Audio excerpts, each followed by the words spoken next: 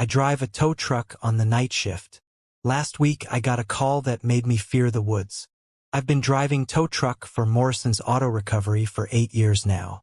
Started on day shifts, but the night work pays better and there's less traffic to deal with. You get used to the weird hours, the drunk drivers who wrap their cars around telephone poles, the breakdowns on dark stretches of highway where cell service cuts out. It's honest work, and I'm good at it. Most calls are routine. Dead battery, flat tire, fender bender where nobody got hurt. Once in a while you get something that sticks with you. Like the time I pulled a sedan out of Miller's Creek with the driver still inside, or the guy who insisted his car had been moved while he was getting coffee at the truck stop. You learn to take people's stories with a grain of salt. Stress and fear make folks see things that aren't there. But last Tuesday's call was different. I'm still trying to make sense of what happened out there on Route 47. The dispatch came in around 2:30 a.m. Vehicle off the road, mile marker 22, possibly occupied. Linda's voice crackled through the radio. Caller said the driver might still be inside, but she couldn't get close enough to check. Mile marker 22 on Route 47 runs through some of the thickest forest in the county. It's a winding two-lane that connects the valley towns to the interstate, popular with truckers trying to avoid the way stations. During the day it's scenic enough, but at night it's just 20 miles of dark trees and no cell coverage. I grabbed my coffee and headed out. Linda had given me the coordinates, so I knew roughly where to look, but finding a car that's actually off the road can mean anything from pulled onto the shoulder to wrapped around a tree 50 yards into the woods. I kept my speed reasonable and watched for reflectors or broken glass. I found it about a quarter mile past the marker. At first glance, it looked like the driver had just pulled off to take a call or get some sleep. The car, a blue Honda Accord, maybe 5 years old, was parked about 30 feet into the tree line on a patch of relatively flat ground. The engine was off, but the headlights were still on, casting weak beams through the fog that had rolled in during the drive. I pulled my truck up parallel to the road and hit the flashers. Standard procedure is to assess the situation before you start hooking anything up, so I grabbed my flashlight and walked over to see what I was dealing with. That's when I noticed the first odd thing. The car's doors were all locked, windows rolled up tight, and I could see someone in the driver's seat. A young woman, maybe mid-20s, gripping the steering wheel like her life depended on it. When my flashlight beam hit the windshield, she looked up at me with eyes that were wide with terror, makeup running. I tapped on the driver's side window. "Ma'am, I'm with Morrison's Towing. Are you hurt?" She shook her head but didn't roll down the window. Instead, she pointed toward the woods behind her car and mouthed something I couldn't make out.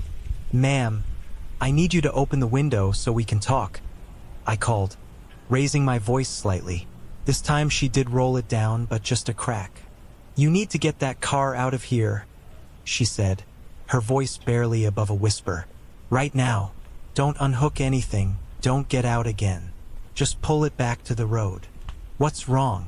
Are you hurt? Do you need medical attention?" "I'm not hurt."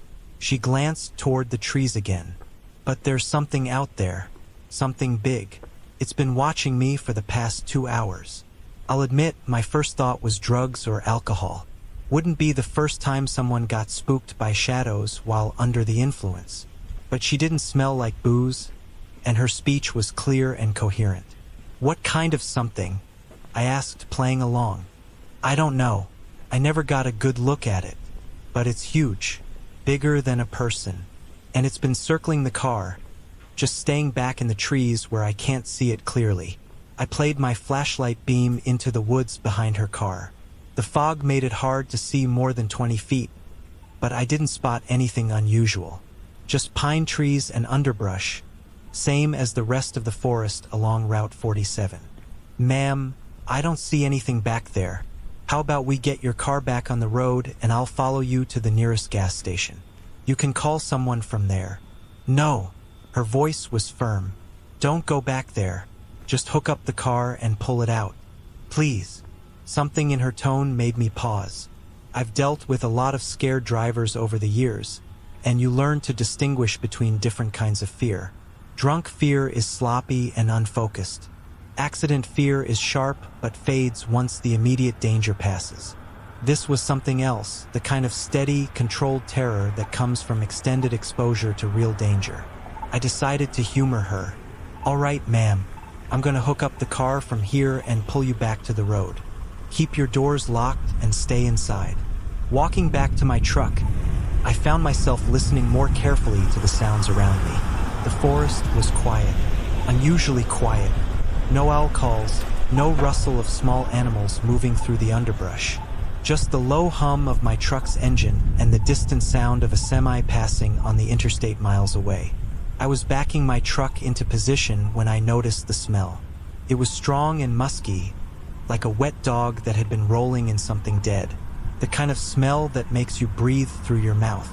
I'd encountered plenty of roadkill during my years of towing, but this was different, more intense and somehow fresher. Getting out to attach the chains, I played my flashlight around the Honda and immediately understood why the woman was so terrified. On the roof of her car were two massive handprints pressed deep into the metal. Not scratches or dents from debris, but actual palm and finger impressions where something had gripped the roof hard enough to deform it. Each handprint was easily twice the size of mine, with long finger marks that ended in what looked like claw scratches. "Fuck," I muttered, running my flashlight along the car's perimeter. There were more marks. Scratches along the passenger side like something had tested the strength of the windows, and gouges in the paint where claws had scraped across the metal. "Now you see why I wouldn't get out," the woman called from inside the car, her voice muffled by the glass. I was crouched down examining the damage when the first branch broke. Not a small twig snapping under the weight of a squirrel, but a substantial branch, the kind that takes real force to break. The sound came from somewhere deeper in the trees, maybe 40 yards from where I was working. I stood up and played my flashlight in that direction, but the beam only penetrated about 20 feet into the fog before getting swallowed up. Then came another branch. Crack. This one closer, maybe 30 yards away. Then another. Crack. From a different direction entirely. "Sir." The woman's voice was tight with anxiety. "It's doing that thing again." "What thing?" "The knocking. It's been doing it all night. Breaking branches, hitting trees, like it's trying to scare me." As if responding to her words, a loud thump echoed through the forest, the unmistakable sound of something heavy striking a tree trunk. Then another from different locations around us, creating a pattern of impacts that seemed to be moving in a circle around our position. I worked faster to attach the chains, trying to keep my movements efficient and quiet. The whole time I was acutely aware of being watched. You know that feeling when someone's staring at you from across a room? It was like that, but amplified. Like something with very focused attention was studying every move I made, and growing increasingly agitated by our presence. As I was tightening the last chain, my flashlight flickered and went out. I shook it, smacked it against my palm. Nothing. The batteries had been fresh when I started my shift, but now it was completely dead. I had a backup light in the truck, but that meant walking 20 feet in the dark. The branch knocking stopped. The forest went completely silent. "Sir, what happened to your light?" "Battery died. I'm going to get another one from the truck." "Don't leave the car, please." The fear in her voice was palpable. And standing there in the darkness, surrounded by that oppressive silence and the lingering smell of wet animal, I found I didn't want to leave her either. "I'll be right back. Just getting another flashlight." I walked to my truck as casually as I could manage, but every instinct I had was screaming at me to run. The fog seemed to have gotten thicker, and the Honda's headlights only created small pools of illumination that made the surrounding darkness feel deeper. I grabbed my backup flashlight from the cab and was turning to head back when a sound froze me in place. It started as a low rumble, almost subsonic, that I felt in my chest before I actually heard it. Then it rose into something between a roar and a howl, a guttural, primal sound that seemed to come from something with a throat structure unlike any animal I knew. The call lasted maybe 5 seconds, echoing through the trees and seeming to come from all directions at once. When it ended, the silence that followed was somehow worse than the sound itself. That's when the creature stepped into the Honda's headlight beams. "Sir," the woman's voice was urgent now. "We need to go. Right now." I didn't argue. I climbed into my truck, put it in gear, and started pulling the Honda back toward the road. The chains were taut, the car rolling smoothly behind me, when something massive crashed through the underbrush directly in front of us. It stepped into the full glare of my headlights, and for one terrifying moment, I saw it clearly. The creature was enormous, at least 9 feet tall, maybe more. Its body was covered in thick, shaggy, dark hair that seemed to absorb the light rather than reflect it. The shoulders were impossibly broad, the arms so long they nearly reached its knees. Its hands ended in fingers that looked more like thick, clawed talons. But the worst part was its face. It resembled that of a human, but with proportions that shouldn't exist on neither man nor beast. The eyes were deep-set and intelligent, reflecting my headlights with a yellow-green shine. When it opened its mouth, I could see teeth that were designed for tearing. It stood there in the road for maybe 3 seconds, studying us with that terrifying intelligence. Then it began walking toward my truck. "Gio!" the woman screamed from behind me. "Go, go, go!" I gunned the engine, hoping to scare it off, but the creature didn't flinch.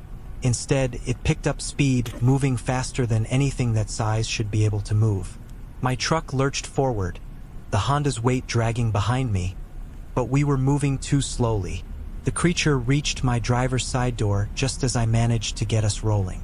Through the window, I found myself looking up into its face from less than 3 feet away. It placed one massive hand against my door, and I heard the metal groan under the pressure.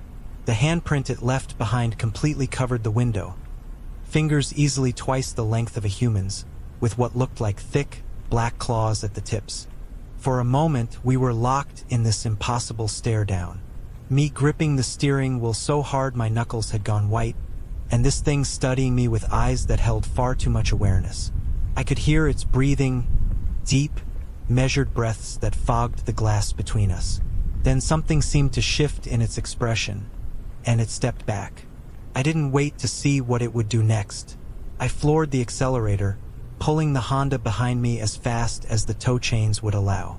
In my side mirror, I watched the creature grow smaller, but it didn't disappear into the forest. It just stood there in the middle of the road, watching us go. We didn't stop until we reached the gas station 8 miles down Route 47.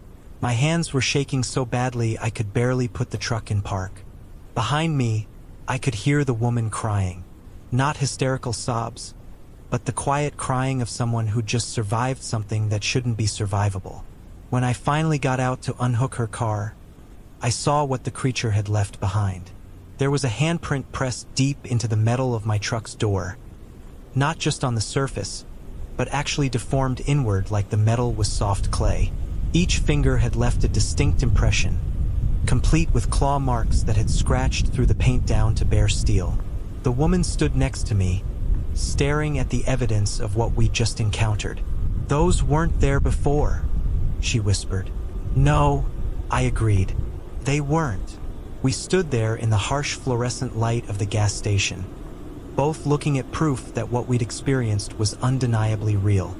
Physical evidence that something impossibly strong had touched our vehicles, had been close enough to kill us both if it had chosen to.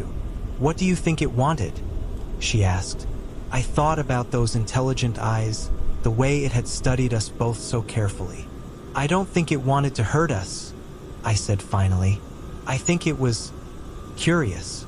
She nodded slowly, like it was trying to figure out what we were. I called in sick for the rest of my shift and drove straight home. Spent the next hour sitting in my kitchen, drinking coffee and trying to make sense of what had happened. The rational part of my mind kept searching for explanations.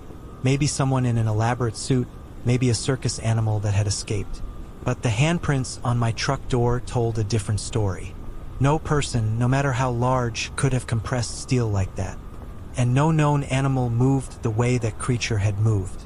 I still work the night shift. I still take calls along Route 47 when they come in.